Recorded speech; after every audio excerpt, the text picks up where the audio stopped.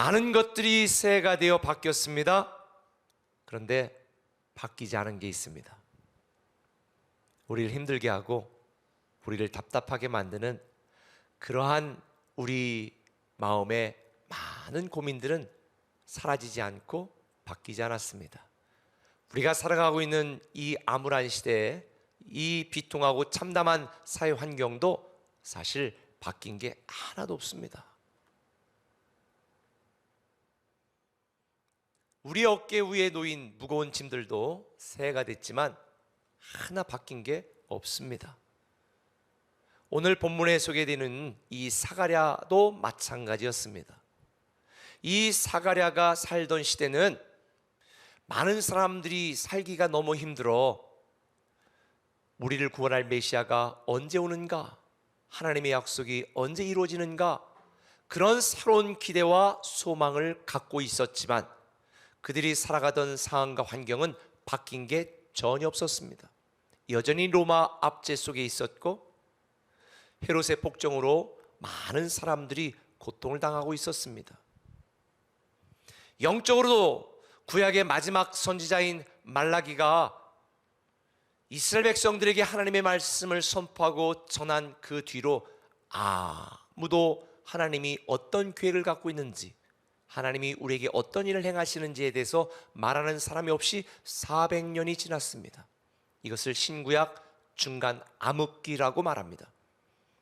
이 사가랴가 살고 있었던 시대의 많은 백성들은요, 영적으로, 사회적으로, 문화적으로, 국가적으로 변한 게 하나도 없이 여전히 캄캄한 밤을 그들은 살아가고 있었습니다. 근데 여러분, 우리가 살고 있고 또 우리도 마찬가지인 이 상황 속에서 그래서 많은 사람들이 실망합니다, 낙심합니다, 절망합니다, 한탄합니다. 근데 여러분, 우리에게는 희망이 있습니다. 새로운 회복이 시작되는 희망이 있습니다. 아니, 이미 새로운 회복은 시작되었습니다. 할렐루야. 이 이스라엘 백성들의 참담한 상황, 우리의 이 비통한 환경 속에서도 하나님은 새로운 회복의 역사를 일하시고 계십니다. 사실 우리는 미천하고 어리석어서 당장 눈에 보이는 것밖에는 알지 못하기 때문에 하나님이 어디서 어떻게 우리를 위해 일하시는지 전혀 알 수가 없어요. 그런데 전능하신 하나님은 이미 우리를 위하여 약속하신 새로운 회복의 일을 시작하신 줄 믿으시기를 바랍니다. 그 증거가 바로 오늘 사가랴를 통한 이야기예요. 오늘 보면 7절을 한번 읽어볼까요? 시작. 엘리사벳이 잉태를 못함으로 그들에게 자식이 없고 두 사람의 나이가 많더라. 24절. 이후에 그의 아내 엘리사벳이 잉태하고. 지금 사람들은 지금 도대체 무슨 일이 일어나고 있는지 아무것도 모르고 있지만 애를 낳지 못하던 노부부에게 애가 생겼다는 거예요. 이게 대체 우리와 무슨 관계야? 그런데 또 다른 일이 생겼죠. 누가복음 1장 26절에 천사 가브리엘이 27절 여러분 읽어요. 시작. 다윗의 자손 요셉이라 하는 사람과 약혼한 처녀에게 이르니 그 처녀의 이름은 마리아라. 그에게 들어가 이르되 보라, 내가 잉태하여 아들을 낳으리니 그 이름을 예수라 하라. 이건 또 뭐 처녀가 애를 뱄다, 임신했다, 그게 우리와 무슨 관계야? 여러분, 그런데 하나님께서는 바둑에 포석을 두는 것처럼 당시 사람들은 몰랐지만 이곳 저곳에서 새로운 회복의 일을 시작하고 계셨던 것입니다. 이 엄청나고 놀라운 사건은 허구나 신화가 아닙니다. 사람들이 꾸며낸 이야기가 아닙니다. 역사적인 사실입니다. 그래서 하나님이 우리를 위해 행하신 새로운 회복도 사실이고 실제라는 것을 우리에게 가르쳐주고 있는 거예요. 이 누가복음은 의사였던 누가가 썼습니다. 알다시피 의사는 과학적인, 의학적인 사실에 근거한 사람이지 허구와 허상을 자기 생각으로 이야기하는 사람이 아닙니다.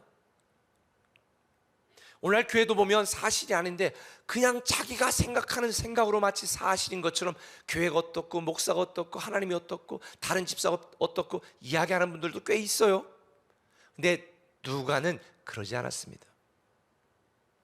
당시에 로마 황제가 누구였고 로마 총독이 누구였고 어떤 일이 있었는지, 그리고 오늘 이렇게 말하잖아요. 우리 중에 이루어진 사실에 대하여 처음부터 목격자와 말씀의 일꾼된 자들이 전하여 준 그대로 자기들이 보고 듣고 경험한 사실에 의하여 내가 기록했다라고 분명히 이야기하고 있습니다. 하나님의 역사, 우리를 위한 하나님의 일은요, 허상이 아니에요. 꾸며낸 일이 아니에요. 다 역사적인 사실이고 우리에게 실제로 일어나는 일이에요. 그래서 성경은 이렇게 말합니다. 믿음은 바라는 것들의 실상이요 보지 못하는 것들의 증거라는 거예요. 사람들은 증거를 보여달라고 말합니다. 그리고 막상 이렇게 증거를 보여주면 의심합니다. 그게 인간의 한계죠. 그런데 여러분 꼭 기억하세요. 새로운 회복은 이미 시작되었습니다. 저와 여러분, 우리 인생, 우리 교회와 이 민족의 회복은 이미 시작되었습니다. 우리는 모르지만 하나님이 우리를 위하여 이곳저곳에서 지금 일하고 계십니다. 이 새로운 회복을 저와 여러분이 경험하려면 어떻게 될까? 두 가지를 기억해야 돼요. 첫 번째는 이겁니다. 하나님 앞에서 살자는 것입니다. 한번 따라 합시다. 하나님 앞에서 살자. 하나님 앞에서 살자. 5절 이하에 보면 이렇게 말합니다. 유대왕 헤롯 때에 아비야 반열에 제사장 한 사람이 있었으니 이름은 사가랴요. 이 두 사람이 하나님 앞에서 의인이니, 누구 앞에서요? 하나님 앞에서 의인이었다. 하나님 앞에서라고, 이 앞에서라는 말은 히브리어로 파님이라는 단어인데 이게 얼굴이라는 뜻을 갖고 있습니다. 그러니까 하나님 얼굴 앞에서, 하나님 앞에서, 하나님 존재 앞에서 하나님을 의식하며 살았다는 이야기지요. 솔직히 인간적으로 보면, 요즘 말로 말하면 이 사가랴는 미자립 교회 아무도 알아주지 않는 그런 미자립 교회 목회자와 똑같은 상황이었습니다. 가진 것도 없었습니다. 인간적으로 내세울 것도 없었습니다. 세상적으로 부족한 게 많았습니다. 더군다나 애도 없었습니다. 그런데 범사의 이들은요, 하나님을 경외하고 하나님을 의식하며 살았습니다. 하나님 앞에, 하나님 얼굴 앞에서 살았습니다. 하나님 앞에서 살았던 이 두 사람을 하나님은 의롭게 여기시고 이 둘을 축복의 통로로 사용하셨어요. 여러분, 하나님 앞에서 사는 것이 새로운 회복의 비결입니다. 하나님 앞에서 사는 것이 세상을 이기는 능력을 소유하게 되어집니다. 하나님 앞에서 사는 것이 우리가 날마다 이긴 자의 삶을 살아갈 수 있는 것입니다. 하나님 앞에서 살 때에 사람들에게도 칭찬을 듣게 되는 것입니다. 하나님 앞에서 살기를 결심하지 않으면 우리는 실패한 인생을 살 수밖에 없습니다. 여러분의 인생의 수많은 낙심과 좌절과 패배와 실패 원인은 근본적으로 여러분의 실력과 능력이 없기 때문이 아니라 하나님 앞에서 살지 않았기 때문입니다. 하나님의 얼굴을 구하지 않고 단지 하나님이 가진 것만 구했기 때문입니다. 우리는 하나님이 가진 것을 구하는 자가 아니라 하나님의 얼굴을 구해야 됩니다. 하나님의 존재 앞에, 하나님을 의식하며 하나님 앞에 살기를 구해야 되는 것입니다. 하나님 앞에 살지 않고 사람 앞에 사람을 의식했다가 완전히 멸망하고 실패한 인생을 살았던 한 사람이 성경에 등장합니다. 대표적인 사람이지요. 누구예요? 사울왕입니다. 하나님이 택하셨습니다. 이스라엘 왕으로 그를 통해 놀라운 일을 하려고 계획하셨습니다. 그런데 사울왕은 하나님 앞에 살지 않았습니다. 사람들을 하나님보다 더 의식했습니다. 이스라엘 백성들을 집요하게 괴롭혔던 이 아말렉 족속들, 비열하게 가장 약한 부분만, 약한 자들만 이스라엘 사람들을 괴롭혔던 아말렉 자손과의 전쟁에서 하나님은 이기게 하셨습니다. 그리고 그들의 씨를 말려라, 다 모든 것들을, 가축까지 좋은 것들은 다 죽여라 그랬습니다. 그런데 사무엘상 15장 이하에 보면 사울 왕은 하나님의 말씀을 따르지 않았습니다. 좋은 것들은 싹 남겨두고 하찮은 것들, 별 볼 일 없던 것들만 진멸했습니다. 선지자가 와서 책망합니다. 그때 사무엘 이 사울 왕이 뭐라고 답변했습니까? 이렇게 이야기했습니다. 내가 여호와의 명령과 당신의 말씀을 어긴 것은 내가 백성을 두려워하여 그들의 말을 정종하였습니다. 하나님의 말씀을 따르지 않은 것은 하나님보다도 백성들의 여론, 백성들의 의견을 더 두려워했기 때문에, 내가 그들의 말을 따랐기 때문에, 이게 바로 망한 결정적인 이유입니다. 사울 왕은 하나님 앞에서 행하지 않았고 사람 앞에서 행했습니다. 하나님보다 사람을 더 두려워했습니다. 하나님의 말씀보다 사람의 의견을 더 중요하게 여겼습니다. 그래서 망했습니다. 성경에 보면 사도 바울은 이렇게 말합니다. 내가 사람에게 좋게 하랴 하나님께 좋게 하랴. 내가 사람의 기쁨을 구한다면 하나님의 종이 아니다. 결국 사울 왕은 사람의 종이었던 것입니다. 저는 여러분 모두가 다 하나님 앞에서 사는 자가 되어 새로운 회복의 주인공이 되기를 소망합니다. 사람을 의식하는 것보다 하나님을 의식해야 우리는 새로운 회복을 누릴 수 있는 거예요. 이 다니엘 보세요. 하나님 앞에 살기를 힘썼던 다니엘을 사람들이 시기 질투해서 죽이려고 말하지요. 그리고 왕을 현혹하여 어명을 내립니다. 일정한 기간 동안에 자기 신에게 절하거나 기도하는 자들은 다 죽여버리자. 그걸 알고도 다니엘은 하루 3번씩 문을 열고 하나님 앞에서 하나님께 기도했습니다. 감사로 그것도 기도했습니다. 그때 주변 사람들이 뭐라고 말했어요? 다니엘 6장 13절에 그들이 왕 앞에서 말하 이르되 왕이여, 사로잡혀 온 유다 자손 중에 다니엘이 왕과 왕의 도장이 찍힌 금령을 존중하지 아니하고 하루 3번씩 기도하나이다. 이놈 죽여야죠. 그래서 사자굴에 집어넣었잖아요. 그런데 어떤 일이 생겼습니까? 사자밥이 됐나요? 아니에요. 사자굴에서 구원받아 그를 죽이려고 했던 사람들이 오히려 죽음을 당하게 되어지는 이 놀라운 회복의 주인공이 되었습니다. 이 모든 상황을 보았던 왕이 조서를 내립니다. 그리고 이렇게 명령합니다. 다니엘 6장 26절을 이하부터 계속 한번 읽어봅시다. 여러분의 말로 시작. 내가 이제 조서를 내리노라. 내 나라 관할 아래에 있는 사람들은 다 다니엘의 하나님 앞에서 떨며 두려워할지니 그는 살아계시는 하나님이시오 영원히 변하지 않으실 이시며 그의 나라는 멸망하지 아니할 것이요 그의 권세는 무궁할 것이며 그는 구원도 하시며 건져내기도 하시며 하늘에서든지 땅에서든지 이적과 기사를 행하시는 이로써 다니엘을 구원하여 사자 입에서 벗어나게 하셨느니라.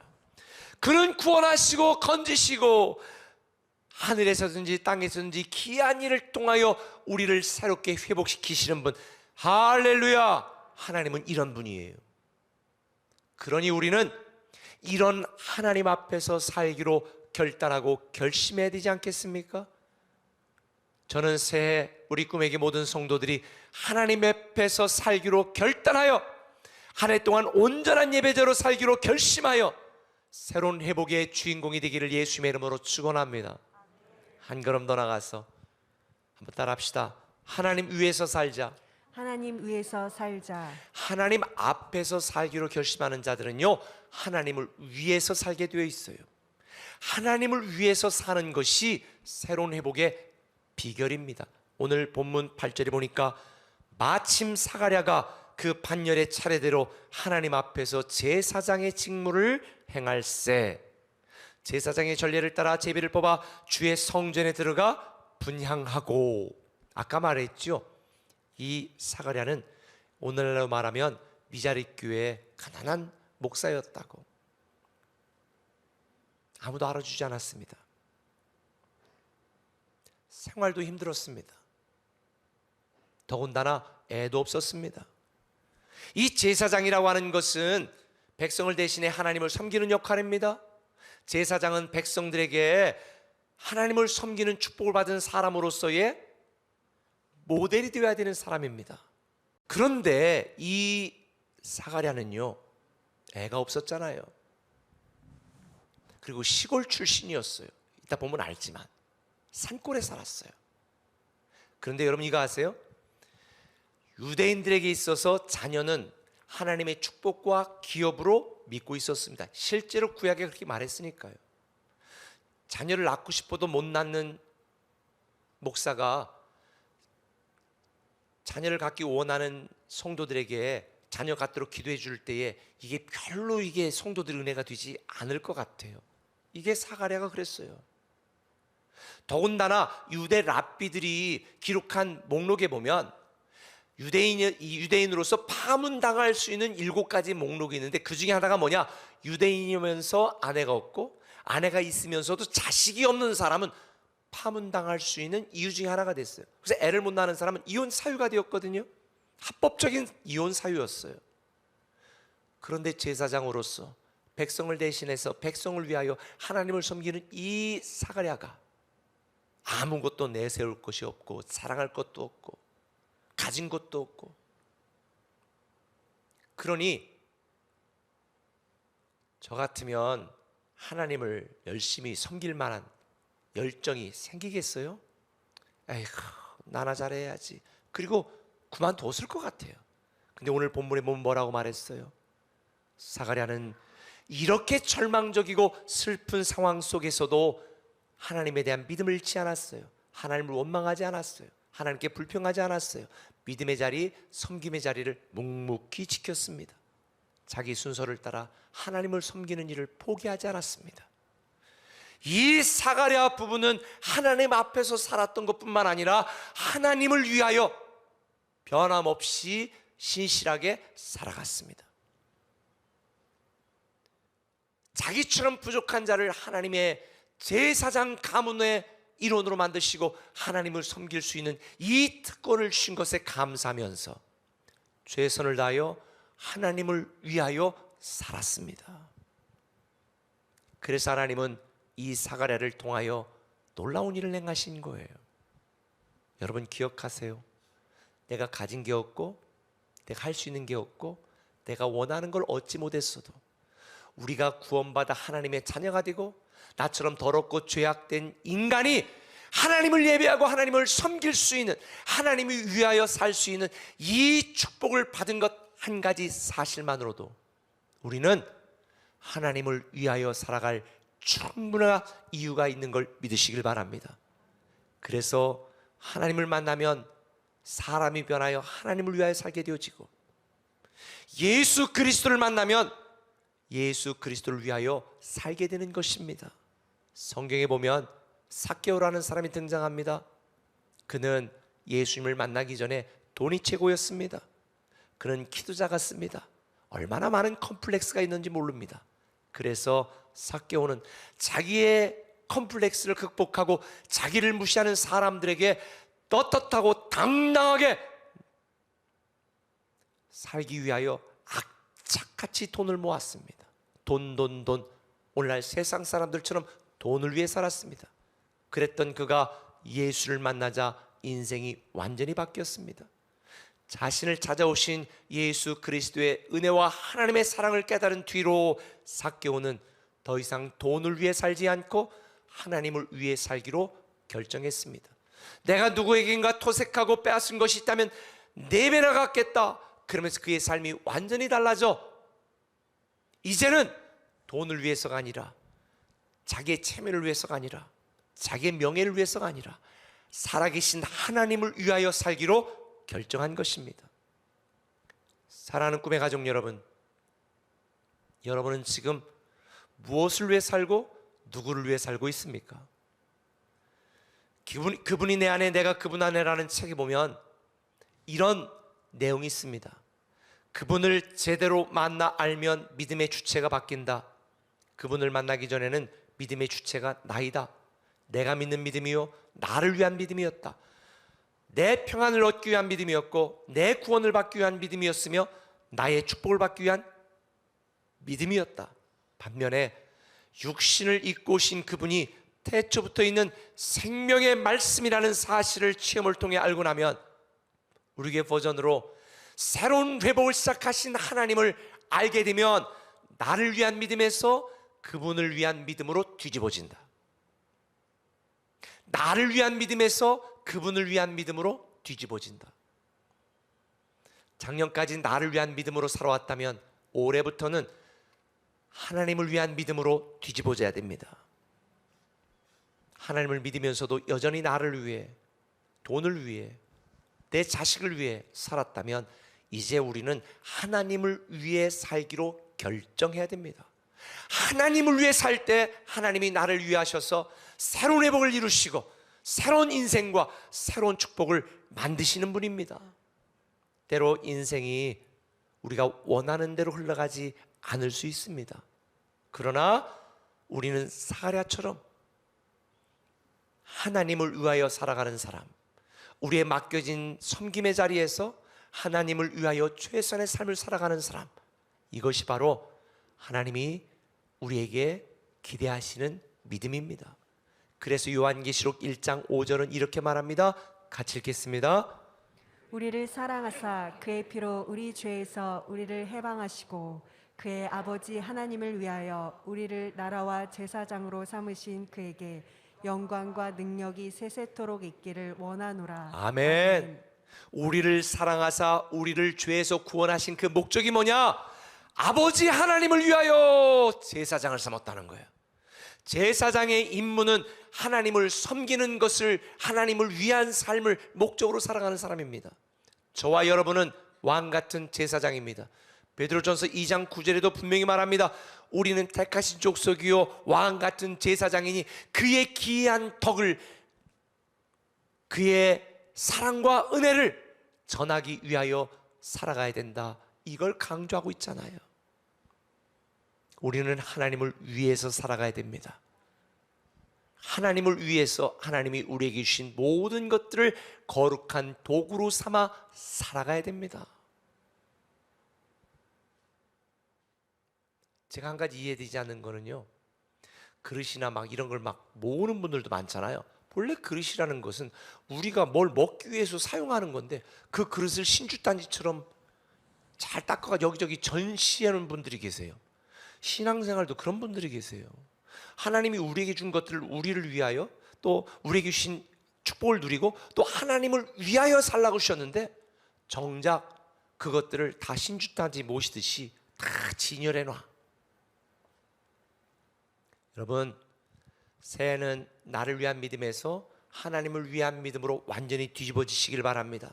로마서 14장 8절에 나오는 사도 바울의 고백처럼 우리가 살아도 주를 위하여 죽어도 주를 위하여 죽나니 그러므로 사나 죽으나 우리는 다 누구 것이라? 주의 것이라. 살아도 죽어도 주를 위하여. 말씀 마무리할게요. 서두에 말한 것처럼 모든 하나님의 역사는 사실입니다. 우리에 대한 하나님의 모든 약속도 현실이 될 것입니다. 올해 우리에게 주신 하나님의 말씀, 새로운 회복의 시작 이미 시작되었습니다. 여러분, 이 사가랴의 뜻은 기억하셨다라는 의미를 갖고 있습니다. 사가랴가 아무도 알아주지 않고 산골에 정말 허접한 제사장이었지만, 그런데 하나님은 하나님 앞에서 살았고 하나님을 위해서 살았던 그의 믿음을 기억하셨습니다. 그래서 아들을 낳은 뒤에 사가랴는 이렇게 찬양합니다.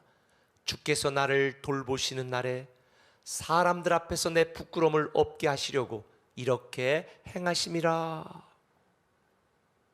나를 돌아보사 내 부끄러움을 거룩한 명예로 바꾸시는 하나님, 아무도 알아주지 않았지만 세상에서 가장 큰 자라고 칭찬을 받았던, 인정을 받았던 침례자 요한의 아버지로 나를 만드셨다.